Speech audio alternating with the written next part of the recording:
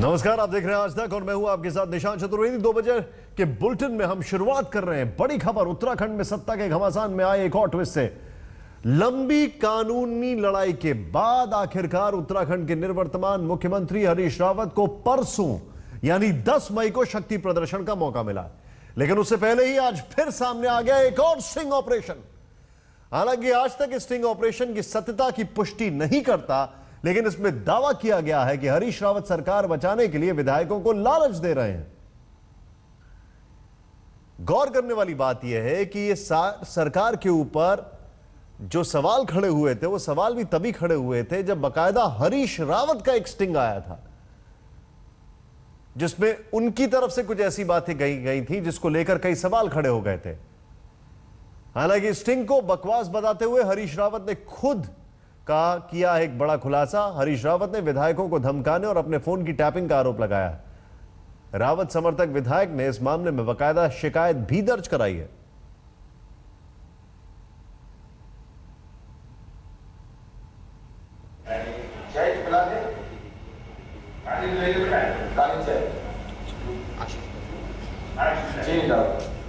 वो बहुत काली मत करना, जैसे मैंने बताया वैसे ही बनाना।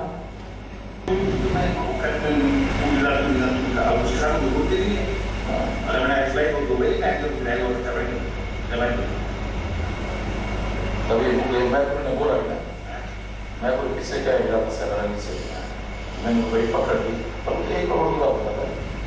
मैंने ये बात है 17 तारीख, वो कह रहे हो 16 तारीख पकड़ी थी 50,000। मैं तो जैसे मैं को नहीं जब वैसा सैलरा नहीं करी, मैं तो मुझसे निकाल सुनना है सैलरा नहीं करी थी। वो कह रहा था कि भाई मैंने पकड़ लिया और नहीं कुछ कर सकता। अब एक आदमी का वचन बंद हो जाती थी भाई।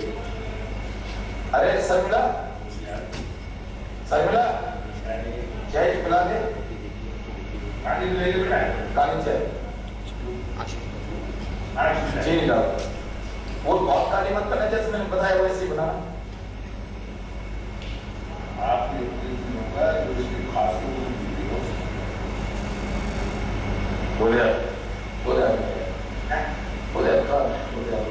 सब करता करता है, बोले दिलाने वाला है वो थोड़ी ले गया।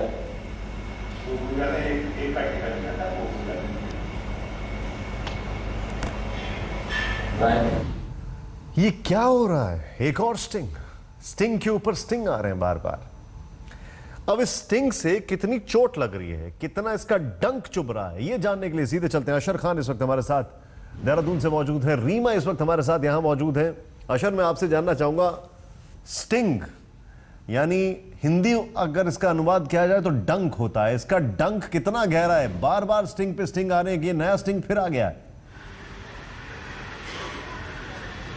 जी हाँ, एक और नया स्टिंग आया है और आपने देखा कि पूर्व मुख्यमंत्री हरीश रावत ने इसके ऊपर अपना बयान भी दिया। हमारे साथ प्रदेश अध्यक्ष कांग्रेस पार्टी के किशोर उपाध्याय जी भी मौजूद हैं। किशोर उपाध्याय जी, 2 स्टिंग आ चुके हैं, क्या है पूरा ये मसला? नहीं, मैंने वो जो अभी आप बता रहे हैं कि कोई कुछ नया जो है, वो जो सनाम धन्य स्टिंग मास्टर है, उन्होंने कुछ और रिलीज किया है। जो मुझे उल्टी खबर आई है कि उसमें उन्होंने कुछ बातचीत की है हरक सिंह रावत जी ने मदन सिंह बिष्ट जी से, और उसमें जो आपस की कुछ बातचीत है उसको रिकॉर्ड करके उन्होंने जो है वो मीडिया को दे दिया है। मेरे विचार से अब तो भविष्य में उत्तराखंड में ये लोग ऐसी स्थिति ला देंगे कि जो है वो पति पत्नी की भी जो है बातचीत हो स्टिंग के माध्यम से पूरे दुनिया को परोसने का काम करेंगे। इस तरह का काम नहीं करना चाहिए राजनीति में। और कम से कम अगर आप मित्र हैं, दोस्त हैं और आपसी बातचीत को इस तरह से धोखे से रिकॉर्ड करते हो, लोगों के सामने लाते हो, तो ये विश्वासघात नहीं बल्कि ये विश्वास का मर्डर है, कत्ल है। ऐसा काम नहीं करना चाहिए और उन बातों पर ज्यादा ध्यान भी नहीं लोगों को। किशोर जी, एक और बात है, बड़े गंभीर आरोप लगाए हैं मुख्यमंत्री ने कि उनका फोन टैप हो रहा है, अधिकारियों को धमकाया जा रहा है। क्या है, कुछ खुलासा करेंगे आप इस विषय में? नहीं, निश्चित रूप से, क्योंकि मेरी जो जानकारी है उन्होंने कुछ अपने जो हमारे दोस्त होते हैं, मित्र होते हैं, किसी को कुछ काम कहा और कुछ काम जब कहा तो पता चला कि उसके बाद जो है वो उस महानुभाव के घर में इनकम टैक्स के लोग भी चले गए, आईबी के लोग भी चले गए। तो अगर हम दो व्यक्ति आपस में बातचीत कर रहे हैं तो वो नरेंद्र मोदी जी और उनके विभागों को कैसे पता चल रहा है? इसका मतलब कि कांग्रेस के जितने लोग हैं, जितने विधायक हैं, हरीश रावत जी हैं, किशोर उपाध्याय हैं, सबके सब जो है सेंट्रल जो एजेंसीज हैं उनके सर्विलेंस में हैं। अशर ये एक चीज का जवाब नहीं दे पा रहे हैं। वो जवाब हम ये तलाशने की कोशिश कर रहे हैं कि आखिर स्टिंग तो हो ही रहा है ना, अब उसमें ये जो कुछ भी बोल रहे हैं वो बातें क्यों बोली जा रही हैं इनके नेताओं की तरफ से? सवाल ये है, और ये बड़ा महत्वपूर्ण सवाल है। हालांकि स्टिंग को बकवास बताते हुए हरीश रावत ने खुद किया है बड़ा खुलासा। रावत ने विधायकों को धमकाने, अपने फोन की टैपिंग का आरोप लगाया है। हरीश रावत समर्थक विधायक ने इस मामले में बाकायदा शिकायत भी दर्ज कराई। दो शीर्षस्थ पदों पर रहे ब्यूरोक्रेट्स को उनके पुराने स्टिंग दिखा करके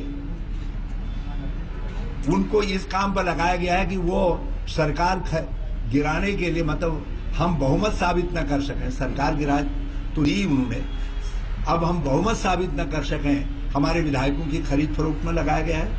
एक बार मैंने पहले भी नाम लिया था। मेरे खुद के ऊपर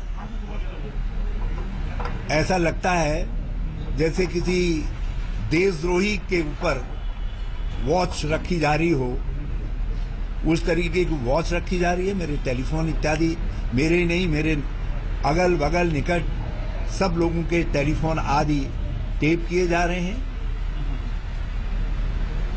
मेरी व्यक्तिगत स्वतंत्रता को छीनने की कोशिश हो रही है। मेरा आरोप है कि प्रधानमंत्री जी के इन सरकार के शीर्ष नेतृत्व के संरक्षण में उत्तराखंड के अंदर न केवल लोकतंत्र की हत्या की गई, दल बदल करवाया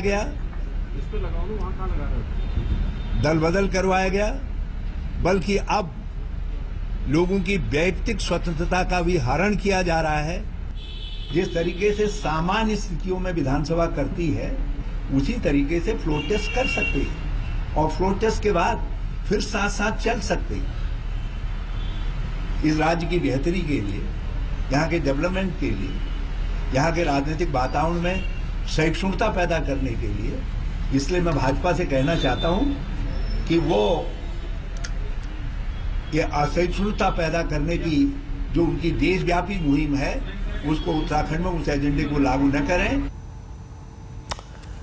हरीश रावत ये सवाल खड़ा कर रहे हैं कि ये पुराने स्टिंग हैं कुछ, हालांकि खुद इन्होंने माना है कि जो पिछला स्टिंग हुआ था उसमें ये खुद ही थे। उस स्टिंग का अगर रेफरेंस लिया जाए तो हरीश रावत के खिलाफ स्टिंग करने वाले पत्रकार उमेश कुमार का क्या दावा है, आइए देखते हैं। ये कुल मिला के राजेंद्र भंडारी, मैखुरी और बाकी विधायकों ने किन ने कितने पैसे लिए हैं, ये इन्हीं की ज़बानी है।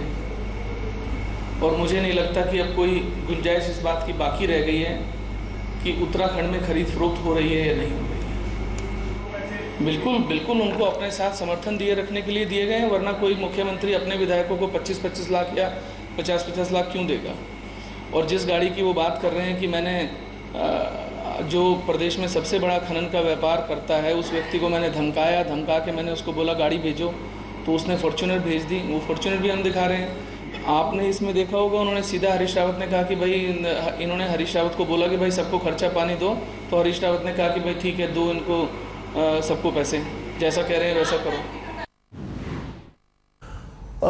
आर्टिकल 356 जिसमें बाकायदा प्रेसिडेंट रूल रखता है, उसमें कहा जाता है, उसमें एक सबसे बड़ा क्लॉज होता है, वो होता है कि कॉन्स्टिट्यूशनल क्राइसिस अगर दिखाई दे तब आर्टिकल 356 का इस्तेमाल होता है। लेकिन यहां पर हॉर्स ट्रेडिंग के स्टिंग ऑपरेशन से सीधे सीधे एग्जाम्पल्स दिख रहे हैं। क्या ये कॉन्स्टिट्यूशनल क्राइसिस नहीं दिखाई देती है? वो भी तब जब बाकायदा शक्ति प्रदर्शन होने से ठीक पहले। अब रीमा, आपसे सवाल यह है, इस स्टिंग की जो ऑथेंटिसिटी है उसको लेकर सवाल खड़े होंगे, जाहिर सी बात है। अभी ये स्टिंग आया, हरीश रावत ने इसको लेकर सवाल खड़े किए हैं, और एक स्टिंग कल्चर जो आ गया है, इन दोनों से जुड़ा आपका क्या जवाब है? देखिए निशांत, जिन लोगों ने स्टिंग कराया है, जिस चैनल की तरफ से स्टिंग हुआ है, वो तो पूरी तरह से ये दावा कर रहे हैं कि उनका रिपोर्टर एक बाइट लेने गया, लेकिन जब उसको ऐसा हड़क सिंह रावत के घर पर दिखा कि ये सब मामला कुछ गड़बड़ दिख रहा है, तो उसने तुरंत वहां पर कैमरा लगाया और ये स्टिंग हो गया। और ये भी वो दावा कर रहे हैं कि हड़क सिंह रावत, जिनके दिल्ली निवास पर ये पूरा स्टिंग ऑपरेशन हुआ, उनको इस बारे में कोई जानकारी ही नहीं थी, जो सबसे बड़ा संदेह पैदा करता है कि जिनके घर पर इतना बड़ा स्टिंग ऑपरेशन हो रहा है, राज्य की राजनीति को एक तरीके से हम कहेंगे उसमें जलजला खड़ा कर रहा है ये स्टिंग ऑपरेशन 2 दिन पहले जब फ्लोर टेस्ट होना था, और उनको इस बारे में नहीं पता। तो ये तमाम बातें तो निशांत ऐसी हैं जो वो दावा कर रहे हैं कि सीबीआई अगर जांच के लिए उन्हें बुलाएगी, इस स्टिंग की पूरी अनकट सीडी मांगेगी तो वो देंगे, और वो इस पूरी जांच के लिए तैयार है। लेकिन जाहिर तौर पर यहाँ पर बात अब यही उठ रही है, चाहे हम हरीश रावत को सुने या भी हमने किशोर उपाध्याय को सुना, तो वो इस स्टिंग गलत स्टिंग है, गलत तरीके से हुआ है, या इस स्टिंग की सच्चाई पे सवाल नहीं खड़े कर रहे हैं। वो ये कह रहे हैं कि पति पत्नी के बीच जो बात होगी उसको भी लगता है कि कल सामने ला दिया जाएगा। इससे पहले भी जो स्टिंग हुआ उस पर भी हरीश रावत ने ये नहीं कहा कि वो झूठा था। तो कहीं ना कहीं ये तमाम बातें सवाल जरूर खड़ा कर रही हैं कि क्या सवाल निश्चित तौर पर खड़े हो रहे हैं। बहुत बहुत शुक्रिया रीमा आपका, और अशर आपका भी बहुत बहुत शुक्रिया।